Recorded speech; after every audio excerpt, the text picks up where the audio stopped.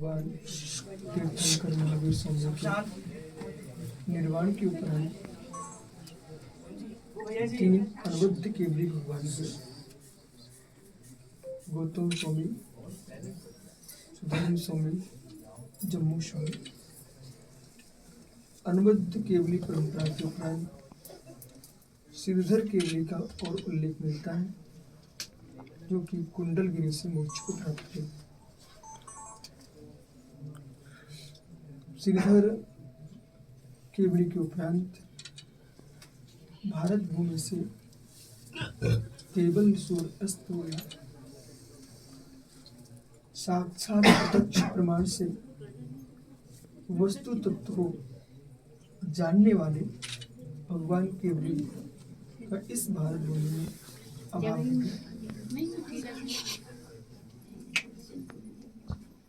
महाश्रवण दिगंबर जैन परंपरा अखंड परंपरा को जो प्रभायमान कर रहे थे, ऐसा केवल सूर्य हम सबके बीच से अस्त हो गया।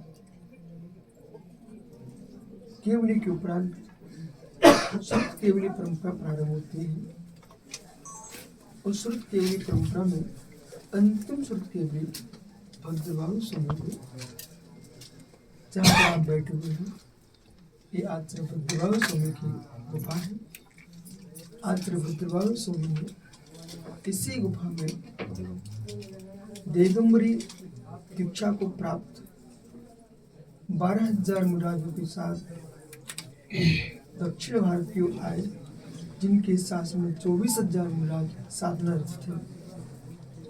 वे भद्रबाहु स्वामी अंतिम मौर्य सम्राट चंद्रगुप्त यहाँ पधारा और आचार्य भद्रबाहु स्वामी से यहीं पर चंद्रगिरी पर्वत के ऊपर दिगंबरी दीक्षा को प्राप्त किया। जिन दीक्षा को प्राप्त करके चंद्रगुप्त ने अपने गुरु की भक्ति में तल्लीन रहे। आज संपूर्ण जैन वाङ्मय में, संपूर्ण स्मरण दिगंबर जैन परंपरा में चंद्रगुप्त की गुरु भक्ति अतुलनीय है। आचार्य भद्रबाहु स्वामी ने अपना अंतिम समय जान करके विशाखाचार्य स्वामी को तमिलनाडु के उद्धार कर दिया और विशाखाचार्य पट्ट पद दिया। पट्ट पद पर आसीन होकर के आचार्य विशाखाचार्य स्वामी ने तमिलनाडु में जैन धर्म की अतुलनीय प्रभावना की। उधर उत्तर भारत में महान अकाल पड़ गया। साधु वर्ग आहारचर्या को निकलना मुश्किल हो गया, तो रात्रि में जाते थे। समाज इकट्ठी हुई कि दिन में जाना संभव नहीं है, तो रात्रि में भोजन लाते थे। अभी तक वो दिगंबर ही थे और रात्रि में भोजन लाते थे। और यहाँ पर पात्र आ गया, दिन में आकर अपने स्थान पर आहार लेने लगे, तो रात्रि में श्वान आदि परेशान करते थे।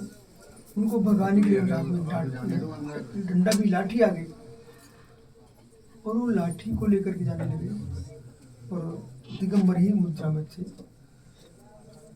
एक दिन एक नगर में गोचरी को जब जाते हो आहार लेने के लिए, तो एक महारानी गर्भवती थी। उनके अचानक विकृत रूप को देख करके दिगंबर घबरा गई। उसके भयभीत होने से गर्भपात हो गया। इस बात को पुनः समस्या आ गई, तो श्रावक पुनः साधुओं के पास पहुंचे कि काल दोष से इसमें कुछ हो नहीं सकता है, इसलिए आप जो ना जब तक ये समय है तब तक कपड़े धारण कर लें। तो उनका एक चोला आ गया, वस्त्र आ गया। वस्त्र आने के उपरांत अब वो वस्त्र पहन के जाते थे और वहाँ आहार लेके आए और अपनी वस्त्रिका में कपड़े फेंक करके चर्या करते।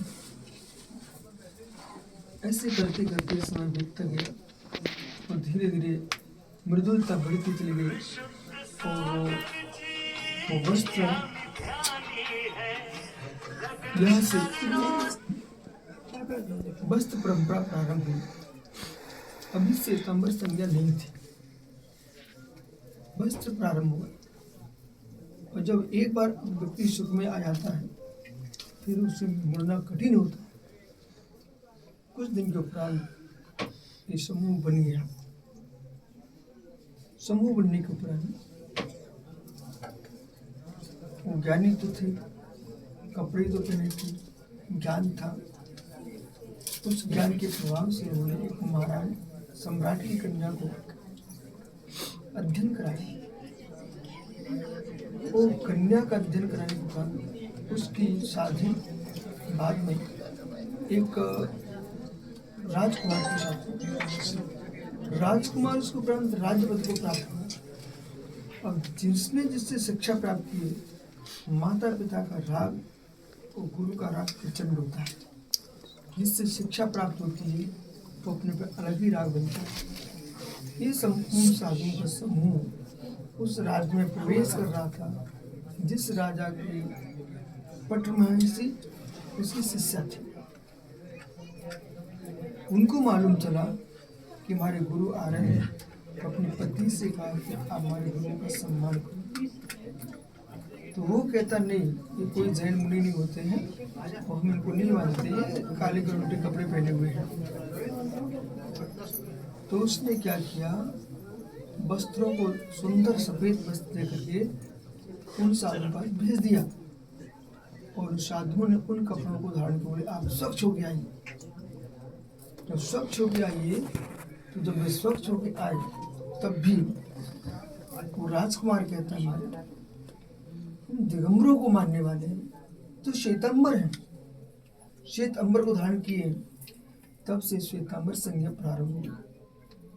और वेदों में, पुराणों में, जिनागमों में जिन कल्पी मुनियों के रूप में जो श्वेतांबर परंपरा जिन कल्पी का या दिगंबर मुनियों को लिखा हुआ है और अपने आप को स्त्री कल्पी मानते हैं, पर दिगंबर जैन परंपरा जिन कल्पी स्त्री कल्पी की जो व्याख्या है वो अलग है।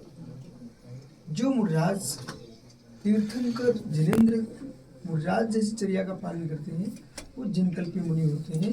उपेक्षा संयमी, उपेक्षा संयम मतलब कोई जीव राशि जा रही है जब तक वो हटेगी नहीं तब तक मुर्राज वहीं खड़े रहेंगे, पीछे से मार्जन भी नहीं करेंगे। कंकड़ आंख में चला गया और निकालेंगे नहीं, स्वतः निकले। पैर में कांटा चुभ गया, निकालेंगे नहीं, स्वतः निकले। ये जिन कल्पी मुनि की चर्या है, इसका नाम है उपेक्षा संयम। ये पंचम कल्प में खोटा काल आ गया।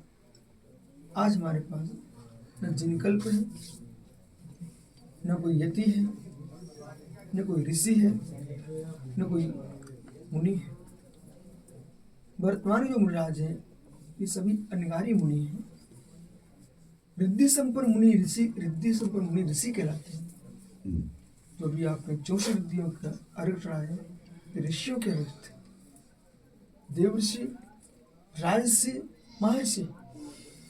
अब कलयुग है, कोई व्यक्ति अपने आप को महर्षि लिखने लगता है, कोई भी अपने आप को ऋषि लिखने लगता है, पर ऐसा नहीं है।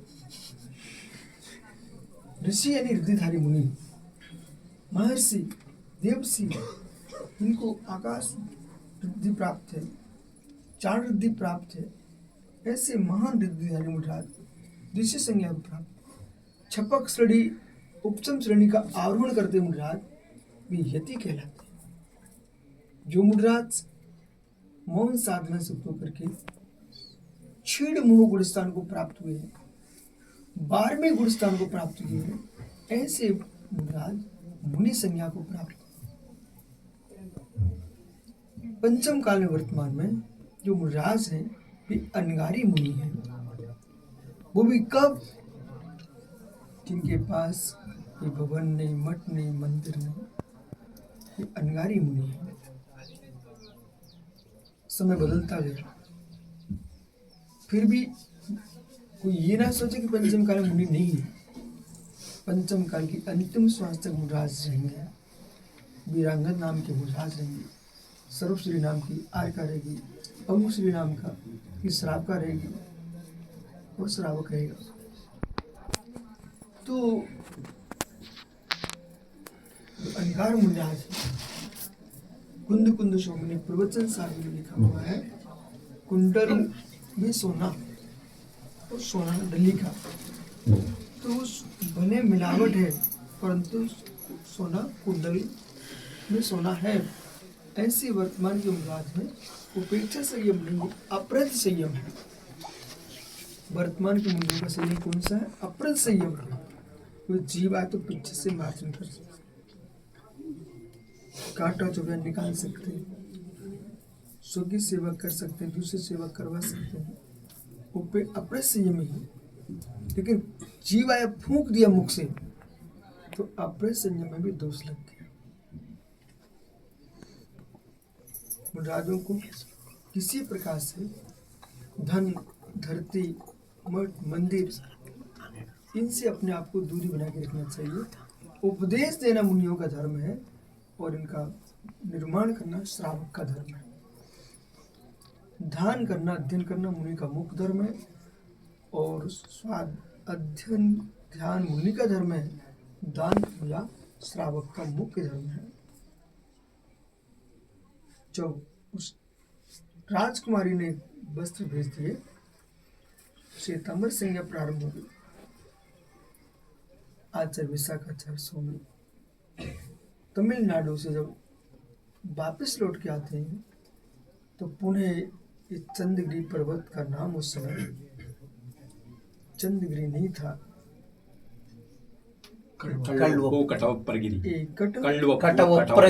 कटवपुगिरी पर्वत इसका नाम था। वो चंद्रगिरी वो चंद्रगुप्त के नाम से प्रचार में था।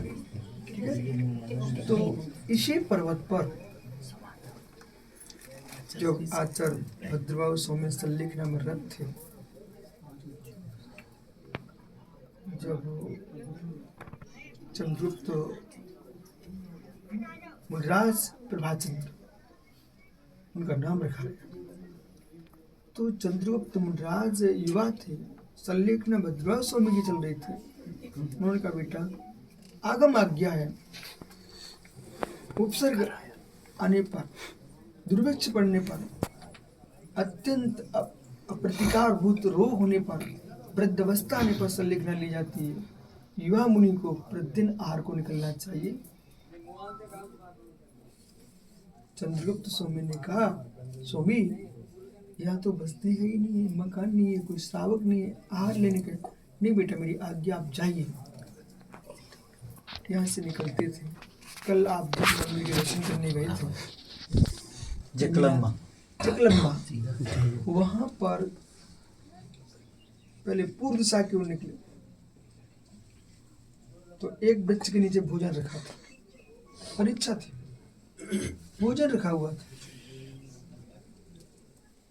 बिना दिए आहार मुनिराज मिट्टी नहीं ले सकते, जल नहीं ले सकते, आहार कैसे ले सकते? धन्य मुनि की चर्या, ओहो, जिन्हें प्राण देना स्वीकार, प्रण छोड़ना स्वीकार नहीं। वे मुनिराज वापस आ गए। भद्रबाहु स्वामी ने पूछा बेटा आहार हो गए? बोले स्वामी एक वृक्ष के नीचे भोजन रखा हुआ था। बहुत खुश हुई भद्रबाहु स्वामी कि मेरे हाथ पवित्र, ऐसे शिष्य को दीक्षा दी कि कोई नहीं था उठा के खा लेता। नहीं, विश्वास की मुद्रा दिगंबर मुद्रा है, एक पेट भरने की मुद्रा नहीं है, इस संयम को पालन करने की मुद्रा है। भद्रबाहु स्वामी ने उन्हें दूसरे दिन का बेटा जाओ, दक्षिण दिशा की ओर गए। वहां पर महिलाएं खड़ी हुई थी, एक स्त्री खड़ी है। एक स्त्री श्री मुनिराज माँ भी क्यों ना हो, बहन भी क्यों ना हो, एकांत में स्त्रियों से बात मुनियों को नहीं करना चाहिए। चित्त को पछड़ी तिरंचनी दूषित कर सकती हो तो मनुष्य नहीं। त्यागियों को अपने त्याग की रक्षा करना है तो नारियों से दूरी बना के रखना पड़ेगा। वापस आ तो श्रद्धा से व्यक्ति झुकता नहीं है, चारित्र झुका देता है। मैं सुंदर चारित्र वापिस आ गए। गुरु की संलेखना चल रही, शिष्य को आहार नहीं मिल रहा, तब भी गुरु की सेवा में लगी हुई। जैन परंपरा में, वैदिक परंपरा में आरूढ़ी, इसने हर प्रकार से धुम्न ऋषि की आज्ञा को पालन किया। हमारे यहाँ चंद्रगुप्त मौर्य अंतिम सम्राट दिगंबर मुनि बने। उन्हें आचरण में तीसरे दिनों का बेटा आहार को ला पश्चिम दिशा की ओर। वहां पर क्या देखते हैं, बहुत बड़ा नगर है, श्रावक श्राव का सब कुछ है, पर कोई कुछ बोल नहीं रहा। आहार सामग्री लिए खड़े हुए हैं। राज वापस आ गए, लेकिन क्यों? ऐसा नहीं है एक भक्ति चलेगी, दो भक्ति चलेगी, क्या 90 भक्ति जब तक नहीं होगी तब तक मुराद आहार नहीं कर सकती। ऋषभ देव के सामने क्या नहीं था, लेकिन 90 भक्ति करने वाले लोग नहीं थे। 90 भक्ति उन्होंने बोला ही नहीं, पड़गान ही नहीं किया, मुराद वापस आ गए। ऐसा नहीं कि चलता है, चलता नहीं निरंकुश, बिल्कुल भी नहीं चलता। आप जैसे मुरारी चलाने लग गए तो भद्रवाह की परंपरा को आगे कौन लेके जाएगा? इसलिए आप सब मुनियों को आज या भद्रवाह स्वामी गुफा में इस समय दिगंबराचार्य की गुफा में बैठे हुए, और उनको चाहिए है कि जैसे एक पिता की संपत्ति के लिए बेटा सुरक्षित रखता है, ये भट्टारकगढ़ ने इनकी मठ की संपत्ति को अपने उत्तराधिकारी को बना के गए। आप सब मुनियों का दायित्व है, हमारे बीच में आचार्य विमल सागर नहीं बचे, भाभी कीर्ति नहीं बचे, शांति सागर नहीं बचे, विद्या सागर, विराग सागर नहीं बचे। अब तुम मुनियों का, वर्तमान मुनियों का दायित्व है कि मात्र सरमति सागर नहीं बचे। ऐसा नहीं सोचना चाहिए कि हम तो सुख से भक्तों के बीच में जीने के लिए मुनि बने हैं, नहीं। आचार्य विद्यानंद चलेगा, ठीक है। जैनत्व की रक्षा कैसे होगी, दिगंबरत्व की रक्षा कैसे होगी? आपका निर्दोष चर्या का पालन करना और सम्यक आगमों का उपदेश देना और प्रज्ञा आगमों का लेखन करना, विस्तार करना, इसी से जन शासन बचेगा। और श्रापों को विशाल तीर्थ और मंदिर स्थापित करना चाहिए, विशाल जैन प्रतिमा स्थापित करना चाहिए। आज ये चंद्रगिरी पर ये भव्य जिन मंदिर न होते, देखो पारसनाथ स्वामी का सिद्ध किया है, तो बिंदगिरी पर बाहुली स्वामी नहीं होते। आपको लगता है हम प्रतिमा को स्थापित कर रहे हैं, ये जब तक प्रतिमा रहेगी तब तक जन शासन स्थापित रहेगा। नगर में, गली में प्रतिमा स्थापित करना चाहिए। कुछ ऐसे लोग हैं भट्टारक जी, तो यूँ कहते हैं कि इतने मंदिर, इतने प्रतिमाएं क्यों, कोई हॉस्पिटल आदि बनवा दो। उसको किसने मना किया? वो तो शरीर के स्वास्थ्य के लिए जब बिगड़ेगा ना, तुम विश्व में चले जाओगे, अमेरिका पहुंच जाओगे, बम्बई दिल्ली कहीं पहुंच जाओगे। और भारत सरकार, दुनिया की शासन इनकी व्यवस्था कर ही रहे हैं, जैन समाज भी कर रही है, परंतु जैन शासन रक्षा के लिए कौन है? दुनिया के लोग, अन्य जगह तो सर्वत्र मिल रहा है, पर हमारे लिए तो मात्र जैन शासन रक्षा के लिए जैन समाज और ये निर्गंत मुराजी। इसलिए भद्रवाह स्वामी चौथे दिन फिर से कहते, बेटा जाओ, आहार को रुकना पड़ेगा। उत्तर दिशा की हो जाती है, विशाल नगर, बड़े बड़े श्रेष्ठीगण, देवनी श्रावक की मुद्रा में बैठे, सब देव पढ़ान कर रहे थे। अभी जिनाले में पूरा भद्रवाह स्वामी का पूरा चित्र बना हुआ है, पाषाण भैया ने बताया ना पूरे चरित्र। वहां पर जब पड़घान हुआ नब्द भक्ति से, चंद्रगुप्त स्वामी आहार करके आए, आकर के प्रत्याख्यान किया गुरु के चरणों में। ये नियम है, आहार को गुरु आज्ञा से ही जाना पड़ता है, वो आकर के सीधे अपने कमरे में नहीं जाना पड़ता, गुरु के पास ही जाना पड़ता है। वहाँ प्रतिज्ञा लेंगे। आप पहले प्रतिज्ञा निष्ठापन किया, प्रतिज्ञा प्रतिष्ठापन करेंगे और जाकर के आहार हो गए। अच्छा, कैसे हुए? अच्छे से हुए, पता ही नहीं था किसने दिए थे। अब तो प्रतिदिन भद्रवाह स्वामी की सेवा करें और जाकर के आहारचर्या करें। एक ऐसा समय आया, गुरु के संग निकला हो गई, पर शिष्य का मन नहीं माना। यहीं पर भद्रवाह स्वामी ने जहाँ समाधि की थी, एक चट्टान पर और भद्रवाह स्वामी के चरण है।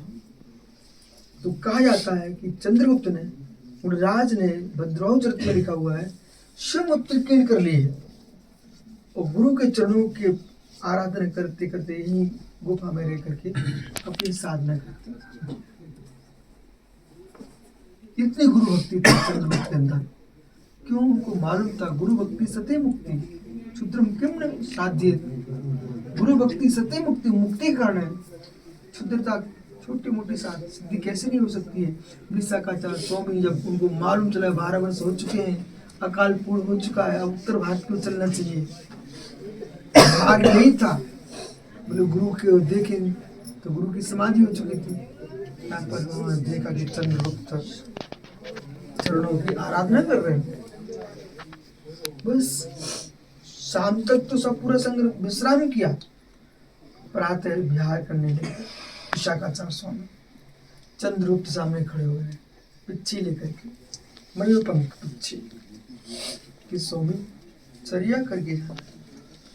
वास्तव मुनि का कर्तव्य आगंतुक मुनिराज के लिए मूलाचार्य में पादुषण लिखा है।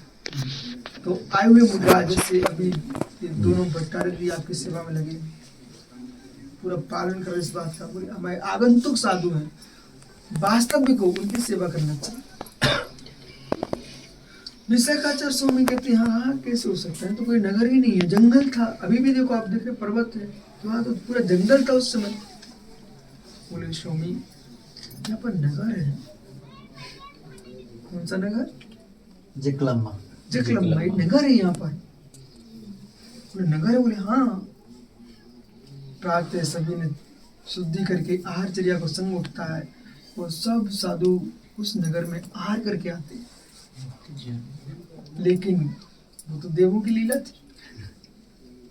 एक छोटे महाराज थे, उनका कमंडल बहुत छूट गया। कमंडल छूट गया, वो तो जान के छुड़ाया गया था।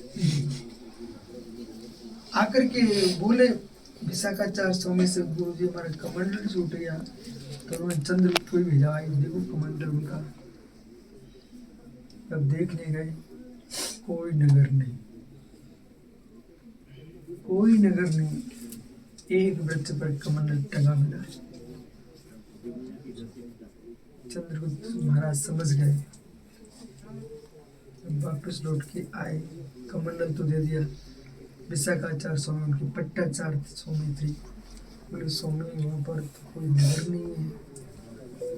विशाखाचार्य स्वामी पहले मालूम चंद्रगुप्त को नमस्ते किया, बोले कैसे रहते हो?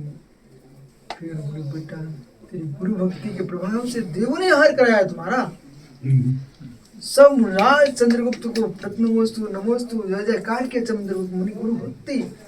परंतु सभी ने बाद में विशाखाचार्य स्वामी से सभी मुनियों ने विशाखाचार्य स्वामी से प्रायश्चित लिया, क्योंकि देवों से आहार लिया नहीं जा सकता। मनुष्य गति का जीव ही आहार ले सकता है मुनि बन के, और आहार दे सकता है। नंगे आदमी आहार दे नहीं सकते, ले सकते दिगंबर मुनि बन के, पर दिगंबर मुनि किसी मुनि को आहार दे नहीं सकते। क्योंकि पूजा के लिए वो पंडित जी बैठे हैं, एक कपड़ा नीचे एक कपड़ा ऊपर, वो जनेऊ ऊपर देखो, ठीक है, पगड़ी। तो ये दान और पूजा की मुद्रा है। उत्तरी वस्त्र, अधो वस्त्र, उत्तरी वस्त्र। यज्ञोपवीत दिगंबर मुनि के पास ना दो वस्त्र होता है, उत्तरी वस्त्र होता है, ना एक होता है। वो दान ले तो सकते हाथ, परंतु हाथ दे नहीं सकते। कोई देना भी चाहे तो आप लोग को अंजलि बंद कर लेना चाहिए, ठीक है। कोई नंगे आदमी से हाथ नहीं ले सकते, श्रावक भी नंगा उससे भी नहीं ले सकते। पागल आदमी से हार नहीं लगे, जिसको व्यंतर लगे हुए ना वो हार नहीं दे सकते। भट्टारक जी से भट्टारक जी हार दे सकते हैं। हाँ नमस्ते पिच्ची- नमस्ते नमस्ते। पिच्ची रख करके, पिच्ची पकड़ के, नहीं तो सही है, नहीं तो अंतर हो जाएगा। ठीक है, सही है। भट्टारक के दे सकते सोलिए। क्षुल्लक क्षुल्लिका क्षुल्लक क्षुल्लिका का विधान ये है, क्षुल्लक जी का, वो वर्तमान में पड़गान होता है तो मुनि की हार के पास जा सकते हैं, परंतु उनके लिए धर्म वृद्धि धर्म लाभ कह करके 7 घर जा सकते हैं। और 7 घर जाके मांग के लाइए, और एक घर में कोई श्रावक कह दे कि आप यहाँ भोजन कर लो तो वही भोजन आहार कर सकते हैं। यदि उनकी इच्छा हो गई मुझे मुनिराज को आहार देना है, तो जो लेके आए वो उनकी वस्तु कहलाएगी। वो मुनिराज उनको कहीं आहार करते मिल जाए तो महाराज को आहार दे सकते हैं। अब माने कि मुनिराज को नहीं मालूम कितना था द्रव्य, वो यदि पूरा आहार चला गया तो फिर क्षुल्लक जी को उपवास करना पड़ेगा, दोबारा आहार लेने नहीं जा सकते। सही है। ठीक है ना। हाँ, यदि श्रावक ने दिया है तो थोड़ा आहार देते तो ले सकते हैं, परंतु आहार का आहार नहीं दे सकते। बिछुड़ी आहार नहीं दे सकती, छोटे बच्चे यार, और 8 वर्ष की नीचे की उम्र के आहार नहीं दे सकते। 8 वर्ष से मुनिराज बन सकते हैं, केवली बन सकते हैं, तो आहार भी दे सकते हैं, बराबर। अति वृद्ध अति बाल आहार नहीं दे सकते, इनके हाथ कप रहे हैं, दिखना बंद हो चुका है, ठीक है, ऐसे लोग आहार नहीं दे सकते। हमारे आहारचर्या के प्रणाली को यदि आज बिट्ट देव से आहार ले लेते हैं ना, तो आज हमारा होली वेट हरे बीड़ तो ये तीर्थ लक्ष्मेश्वर लक्ष्मेश्वर के 700 दिनालय बच जाते हैं। सब बच जाते। पर मुनिराज कड़क थे, उन्होंने हार नहीं लिया, और सामने वाला ये मौका ही देख रहा था, उसे मालूम था ऐसा कर देना चाहिए, तो उन्होंने ऐसा करा दिया। एक काल दोष कहो, लोग ईर्ष्या कहो, आप सबका कर्तव्य श्रावक श्रावकों का, भट्टारकों का, मुनिराज का, जो हमको मिला है उसको सुरक्षित रखा जाए। इस प्रकार से आचार्य ब्रजभानु स्वामी, विशाखाचार्य स्वामी फिर उत्तर भारत गए, उज्जैनी आदि में, उनका जो रूप देखा उन्होंने सब, ओ ये क्या हुआ, तो वहाँ पर कुछ मुनिराज वापिस हो गए, रामिल्लाचार्य, स्थूलभद्राचार्य, जिनचंद्र, तो कुछ लोग वापस दिगंबरत्व को प्राप्त कर लिए। जिनचंद्र के शिष्यों ने उनको समझाया तो उन्होंने नहीं माना, गुरु ने ज्यादा समझा दिया तो उनको वही लाठी उनके सिर पर मार दी, मर करके व्यंतर हुए। उसको बस करके कहा कि जो हम कर रहे हैं उसकी तुम भावना करो, ऐसा करके उनको लकड़ियों में स्थापित किया। आज भी श्वेत पट परंपरा में उपदेश करने के पहले उस सामने से लकड़ी रखते हो, उस पर उसी व्यंतर की स्थापना करके सामने रखते हैं। इस प्रकार से अखंड जैन परंपरा में 2 खंड हो गए, श्वेतांबर परंपरा का उदय हो गया, और वो लोगों ने अलग अलग कथा बना के रख ली हुई है। पर सत्य कथा यही है कि शाश्वत त्रिकालिक जो धर्म है वो सनातन आदि अनंत दिगंबर धर्म है, और हमको उसी के अनुसार हम सभी के साथ मिल के रहो। अब समय की स्थिति है, मत हो सकते हैं, लेकिन कम से कम जैनत्व के साथ सब मिल के रहना चाहिए, पर एक दूसरे के क्षेत्र में कब्जे की भावना नहीं रखना चाहिए, न उल्टी सीधी कथा बनाना चाहिए। कितनी पुस्तकें लिख ली जाए, परंतु दिगंबरत्व का विनाश इस पंचम काल की अंतिम श्वास तक कोई कर नहीं सकता। ये आदि अनंत है, जब तक अग्नि अंबर है तब तक दिगंबर है, और जब से अग्नि अंबर है तब से दिगंबर है। ये शाश्वत था, शाश्वत है, शाश्वत ही रहेगा, इसका विनाश होने वाला नहीं है। इस पर समझना शेष आगे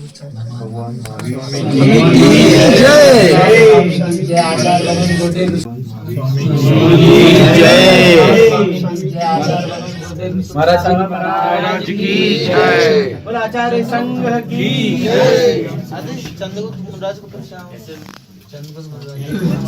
मुनिराज ने अकेले पर साधना करके यहाँ पर संलेखना व्रत को धारण किया है, और इसी पर्वत पर उनकी